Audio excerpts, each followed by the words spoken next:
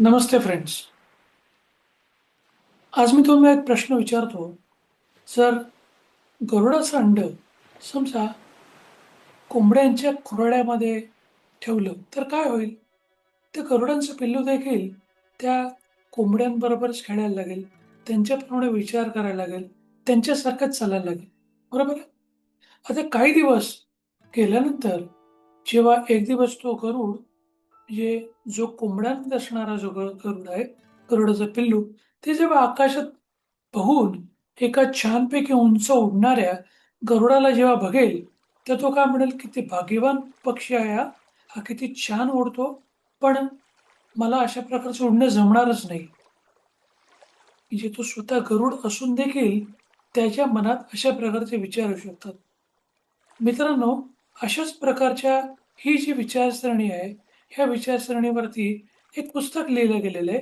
त्याचं नाव Jonathan Livingston Seagull by Richard Bach. Basically हे जे ऑथर आहेत आता साधारण 89 वर्षांचे आहेत. 1970 साली हे पुस्तक लिहिलेलं आहे. त्यांनी ग्रॅज्युएशन केल्यानंतर अशा प्रकारच्या सीवरती जाऊन, अशा प्रकारच्या फ्लाईटवरती जाऊन ह्या सगळ्या गोष्टी चेक करण्याचा प्रयत्न केला आणि त्याने अशी एक छानशी स्टोरी लिहिली. त्यांनी अशी बरीचशी पुस्तकं लिहिलेली आहेत. त्याच्यातलं हे पुस्तक खूपच फेमस झालं आणि त्याच्या काही हजारो कॉपी विकल्या गेल्या. यूएसमधले हे नामवंत लेखक त्यांनी या स्टोरीमध्ये आपल्याला छानपैकी सांगितलेलं आहे, की जोनाथन नावाचा एक सीगल पक्षी होता. सीगल पक्षी म्हणजे समुद्र पक्षी. समुद्र पक्ष्यांचं काम हे समुद्रामध्ये असं आतमध्ये जाणं, मासे घेणं, की छोटे-मोठे कोणते किडे घेणं किंवा बोटीवरती चालणारे काही कीटक असेल त्यांना घेणं, त्याच्यावरती ब्रेड खाणं आणि आपलं जीवन पुढे घेऊन जाणं. हे एवढंच त्यांचं काम असतं. तर ह्यांच्या कळपातला हा जो जोनाथन असतो, ह्याचा विचार जरा थोडासा वेगळा होता. तो नेहमी वेगळा विचार करत असतो, की उडणं ही काही फक्त गरज नाही, ती एक कला आहे. बाकीच्या सीगल पक्ष्यांसाठी, बाकीच्या समुद्र पक्ष्यांसाठी उडणं ही त्यांची जीवनासाठीची एक गरज आहे, म्हणजे शरीरासाठीची एक गरज आहे. पण जोनाथनसाठी हे सगळं नव्हतं. तो दिवस-रात्र व्यवस्थित जोराने किंवा उंच अशा प्रकारचं जे उडणं होतं, त्याची प्रॅक्टिस करत राहायचा. बाकीचे पक्षी त्यावेळेला झोपलेले असेल, तरी हा आराम न करता प्रॅक्टिस करायचा. समजा विचार करा, की समजा 2 विद्यार्थी आहेत आणि पहिला विद्यार्थी फक्त परीक्षेसाठीच अभ्यास करतो आणि दुसरा विद्यार्थी हा ज्ञानासाठी अभ्यास करतो. तर 5 वर्षांनंतर कोणाच्या आयुष्यामध्ये जास्त फरक झालेला असेल, की ज्याने फक्त गुण मिळवलेत, की ज्याने क्षमता बनवलेली आहे. तुम्ही आजकाल हे बघितलेलं असेल, की आजकालच्या एआयच्या जमान्यात कला म्हणजे स्किलला जास्त महत्त्व आहे. म्हणजे शिकवण हीच आहे, की जे लोक स्वतःला सतत सुधारवतात, ते स्वतः असामान्य डायरेक्शनला जात असतात. म्हणजे स्वतःची जी प्रगती आहे, त्या प्रगतीच्या डायरेक्शनने जातात. आता या अशा प्रकारच्या गोष्टीमुळे त्याचे आई-वडील देखील चिंतित होतात, की जोनाथन हे जीवन आपले मिळवायचं सोडून बाकीच्या गोष्टींमध्ये काय होतोय? का उंच भरारी घेतोय? का स्पीडने जाण्याचा प्रयत्न करतोय? ज्याचा आपल्या आयुष्यामध्ये काहीच उपयोग नाही. तो त्याला सांगत पण असतो, की तुला याची काहीच गरज नाहीये. पण तो आपल्या आई-वडिलांना सांगतोय, की ती माझी इच्छा आहे, मला आवडतं. पण जे कळपातले जे लोकं असतात, त्यांना ते आवडेनासं झालेलं असतं. त्यांचे जे लीडर असतात, त्यांना ह्या सगळ्या गोष्टी आवडत नाही. जोनाथन बऱ्याच वेळेला अशा प्रकारच्या प्रयत्नामध्ये अयशस्वी देखील झालेला आहे. उंच-उंच जाताना किंवा स्पीडने जाताना जे नॉर्मली समुद्र पक्षी हे 45 मैल पर हॉवर जाऊ शकतात. पण हा त्याच्यापेक्षा जास्त न जाण्याचा प्रयत्न करतो. 60-70 ह्या प्रकारच्या स्पीडमध्ये ट्राय करताना तो बऱ्याच वेळेला पडतो देखील. त्याला खूप वेळा लागतं देखील. त्याच्यामुळे त्याच्या आई चिंतित झालेले असतात. पण ह्या सगळ्या गोष्टीने त्यांचे जे लीडर असतात, त्यांना हे वाटतं की अशा प्रकारची गोष्ट नको आहे. पण हा मनुष्य किंवा हा सीगल हा जोनाथन कंटिन्यूअस ट्राय करतो. त्याला बऱ्याचशा दुखापती होतात तरी पण तो त्याच्यातून परत उभा राहतो. ह्याच्यातून आपण हे शिकू शकतो जसं तुम्हाला थॉमस अल्वा एडिसनचं एक्झाम्पल माहिती असेल. 10,000 वेळा त्याने बल्ब बनवण्यासाठीचे प्रयोग जेव्हा असफल झाले, त्याच्यानंतर लोकांनी त्याला विचारलेलं, की तुम्ही एवढ्या वेळेला अपयशी झालात. तेव्हा तो लोकांना उत्तर देतो, की मी अपयशी झालो नाही, तर मला असे 10,000 मार्क समजलेले आहेत, की ज्यामुळे बल्ब बनू शकत नाही. म्हणजे अपयश हा शेवट नाही. अपयश हा एक अनुभव आहे. अपयशातूनच आपल्याला यशाची पायरी गाठता येते, हेच त्याने आपल्याला शिकवलेलं आहे. आता ह्या सगळ्या गोष्टीमध्ये जोनाथनला हेच समजतं, की ह्या काय होईल? अशा प्रकारच्या जेव्हा गोष्टी होतात, जेव्हा तुम्हाला कळपातून बाहेर काढलं जातं, म्हणजे तुमच्या समाजातून, तुमच्या फॅमिलीतून तुम्हाला बाहेर काढलं तर काय होईल? अनेक लोकं स्वप्ने बघतात. भरपूर मोठी स्वप्न बघतात. पण अनफॉर्च्युनेटली लोकं काय म्हणतील ह्याचा विचार करत असतात. जसं ए-पी-जे अब्दुल कलाम तुम्हाला माहिती असेलच भारतातली खूप मोठी व्यक्ती जे प्रेसिडेंट पण होते आणि त्यांनी सगळ्यात मोठा शास्त्रज्ञ होण्याचा देखील एक उंची गाठली. म्हणजे अशा प्रकारची एक व्यक्ती एक सामान्य गरीब कुटुंबातून येते, पण त्यांचे विचार फार मोठे होते. पण जर त्यांना लोकांनी म्हटलं असेल अशा प्रकारच्या गोष्टी करण्याचा काय उपयोग आहे? तर काय झालं असतं? तर ते शास्त्रज्ञ झाले असते का? तर ते प्रेसिडेंट झाले असते का? म्हणजे सुरुवातीला लोकं तुमच्यावर हसतील, ते तुम्हाला टीका करतील. पण नंतर ते तुमचं कौतुक करतील, जर तुम्ही ह्याच्यातून प्रगती केली तर आणि ते शेवटी तुमचे अनुकरण देखील करतील.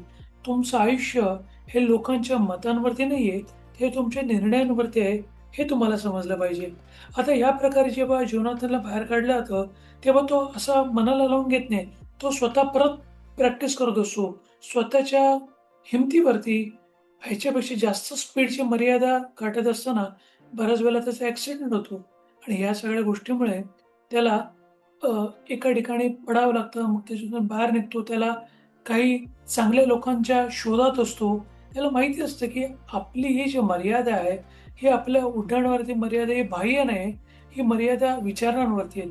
जसं हत्तीसाठी तुम्ही ऐकले असेलच. हत्तीला लहानपणापासून एक छोट्याशा लाकडाला बांधलं जातं साखळदाणी. जेव्हा तो अ, झाडाला बांधला जातो, जेव्हा तो खूप प्रयत्न करतो, तेव्हा तो अ, हलू शकत नाही. तिकडून मूव्ह करून शेवटी तो थकून जातो. अशी काही वर्ष गेल्यानंतर जेव्हा हत्ती खूप मोठा होतो, तेव्हा त्याला अशा छोट्याशा लाकडाच्या किंवा छोट्याशा लोखंडाच्या खिळ्याला अडकवलं जातं.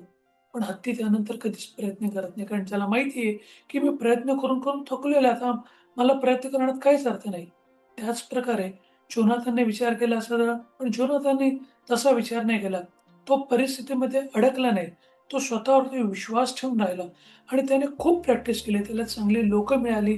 त्याने चांगल्या पक्ष्यांचा जे लोकं स्पीडने जातात, हे उंच-उंच कसे जातात हे, तो त्यांच्याबरोबर सराव करत राहिला. त्यांच्यापासून तो प्रेरणा घेत राहिला आणि त्याच्यामुळे तो ही मोठीच्या मोठी झेप घेऊ शकला. खूप स्पीडने जाणं, खूप पटकन खाली येणं, ह्या सगळ्या गोष्टी तो लीलया करू लागला.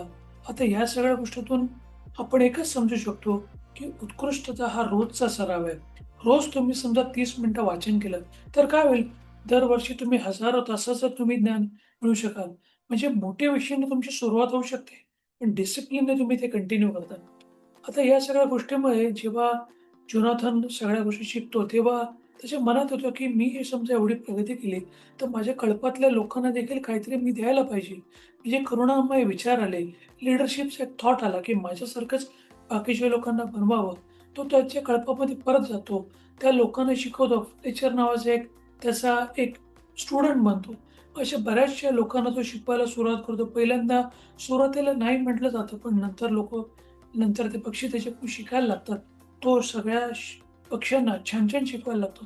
फ्लेचरला तो आपल्यासारखाच एक छानसा ट्रेनर देखील बनवतो आणि त्याच्यानंतर फ्लेचर बाकीच्या त्या पक्ष्यांना शिकवत जातो. याच्यातून जसं तुम्ही रतन टाटांना बघितलं असेल, की आपल्यासारखेच त्यांनी मोठे व्यवसाय बनवले. आपल्यासारख्याच लोकांमधून येऊन त्याने लाखो लोकांना रोजगार दिला. त्याने लीडरशिप हा म्हणजे फक्त पुढे जाणारा माणूस नाही, तर तो इतरांना पुढे घेऊन जाणारा माणूस आहे. हेच त्याने शिकवलं. म्हणजे खरं यश, खरं जीवनातले खरं यश जे असतं, ते लोकांना पुढे घेऊन जाण्यात असतं. लोकांचं आयुष्य सुधारण्यात असतं. आता तुम्ही याच्यातून तुमच्या जीवनातून कोण आहेत याचा तुम्ही विचार करा. काही लोकं स्वप्न तोडणारी असतात.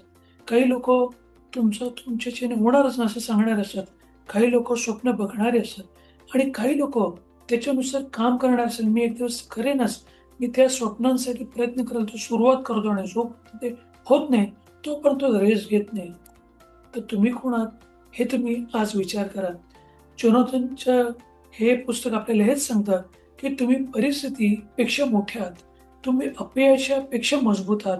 तुम्ही टीकेपेक्षा शक्तिशाली आहात आणि तुम्ही तुमच्या भीतीपेक्षा मोठे आहात.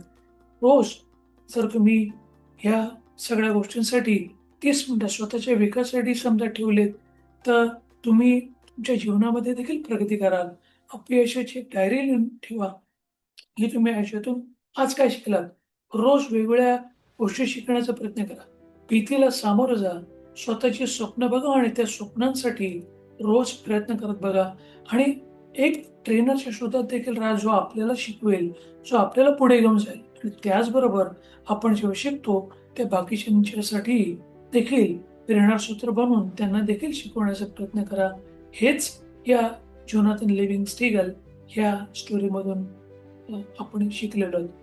होप तुम्ही देखील काही नवीन गोष्टी शिकलेल्याच असाल. अधिक माहितीसाठी तुम्ही डिस्क्रिप्शनमध्ये दिलेल्या माझ्या कॉन्टॅक्टमध्ये तुम्ही कॉन्टॅक्ट करू शकता. मोबाईल नंबर आहे 9880537357 आणि ईमेल ॲड्रेस आहे ganesh_provider@yahoo.com. धन्यवाद. हे जोनाथन लिव्हिंगस्टन सीगल पुस्तकातून आपण या श्रवणातून नक्की काही गोष्टी शिकलात. तुमच्या वेळेबद्दल तुमचे धन्यवाद. तुमचा उर्वरित दिवस हा असाच आनंदाचा, सुखाचा आणि आरोग्यपूर्ण आणि ज्ञानपूर्ण जावं हीच इच्छा व्यक्त करतो आणि तेच थांबवतो. धन्यवाद. Thanks and bye for now.